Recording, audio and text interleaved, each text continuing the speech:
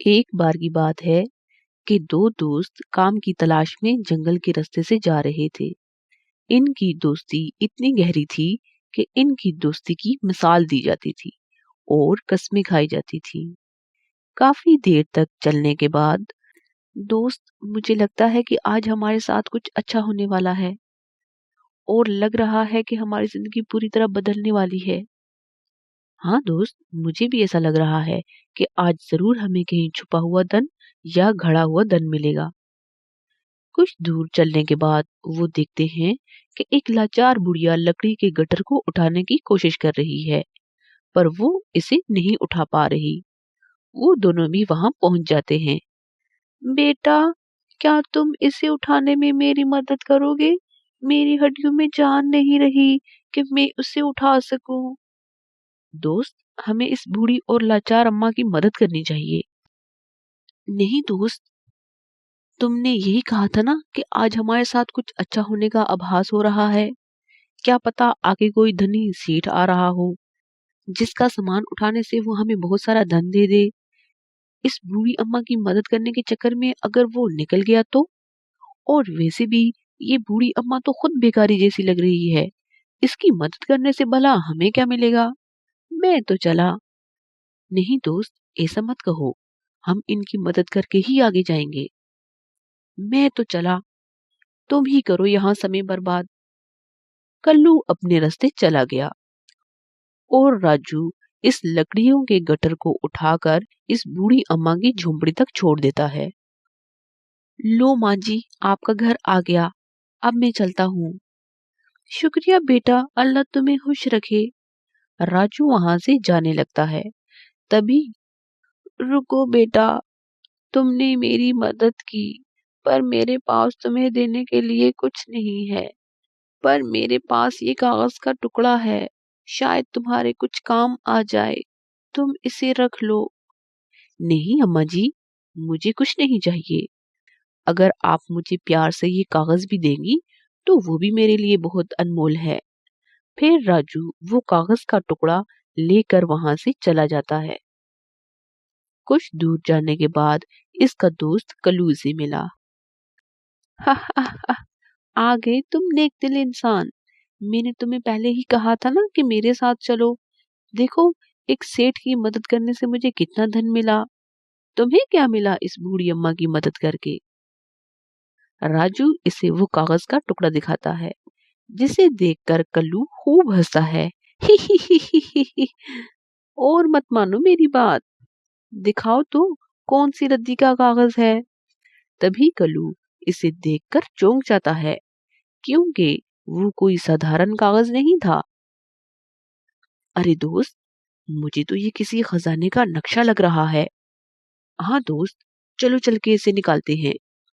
ये नक्शा शायद इस तरफ जाता है, हमें यहीं से चलना चाहिए। दोनों दोस्त खजाने की तलाश में निकल पड़ते हैं। काफी देर चलने के बाद आखिरकार वो इस पेड़ के पास पहुंच जाते हैं, जिसकी जड़ में खजाना छुपा हुआ था। दोस्त, लगता है ये वही पेड़ है जो इस नक्शे में दिखाई दे रहा है। चलो जल्दी से हम इस खजाने को खोद कर निकाल लेते हैं। राजू और कल्लू खुदाई करके इस खजाने को बाहर निकाल देते हैं। दोस्त, हमें इस खजाने को दो हिस्सों में तकसीम कर लेना चाहिए, आधा मेरा और आधा तुम्हारा। वो इस खजाने को दो हिस्सों में तकसीम कर लेते हैं और घर लौटने लगते हैं। कुछ देर दूर तक चलने के बाद कल्लू बोला, दोस्त, मैं बहुत थक गया हूँ, हमें कुछ देर आराम करना चाहिए। ठीक है दोस्त, जैसे तुम कहो। वो दोनों एक पेड़ के नीचे बैठ जाते हैं। आज तो बड़ा फायदा हुआ बैठे बिठाए। बुढ़िया की मदद की राजू ने, और फायदा हुआ कल्लू का। ही ही ही ही ही। जरा देखूं तो खजाने में क्या है। मेरा तो बार बार देखने को मन हो रहा है। और जैसे ही कल्लू ने खजाना खोला तो इसके मन में लालच आ गई। आ, इतना खजाना, क्यों ना इस खजाने को सारा मैं ही रख लूं, तो मेरा और भी फायदा हो जाएगा। ये तो वैसे भी सो रहा है। इससे अच्छा मौका मुझे फिर नहीं मिलेगा। तो इस तरह कल्लू दोस्त को धोखा देते हुए और मौके का फायदा उठाते हुए वहां से सारा खजाना लेकर जाने लगता है। थोड़ी दूर जाने के बाद, अरे अरे, ये खजाना इतना हल्का कैसे लग रहा है? मुझे ऐसे लग रहा है कि मैंने तो कुछ भी नहीं उठाया हुआ। जरा देखता हूँ। फिर जैसे ही कल्लू ने खजाना खोला, अरे अरे, ये क्या हुआ मेरे खजाने को? ये ये पत्थर कहाँ से आ गए? खजाने की जगह कल्लू के पास तीन तीन पत्थर थे। कल्लू बिना कुछ सोचे समझे वहां से वापस राजू के पास आया। दोस्त देखो ना, तुम थके हारे सो रहे थे, तो मैंने सोचा कि क्यों ना इस खजाने को आधा तुम्हारे घर और आधा अपने घर रख दूं। पर देखो, ये तो अब पत्थर बन गए। दोस्त, मुझे लगता है कि तुमने इस बूढ़ी अम्मा की मदद नहीं की थी। ये सब इसी वजह से हुआ कि हमारा खजाना पत्थर हो गया। तभी वो बूढ़ी अम्मा भी वहां आ जाती है। बेटा, तुम्हारा दोस्त तुमसे झूठ बोल रहा है।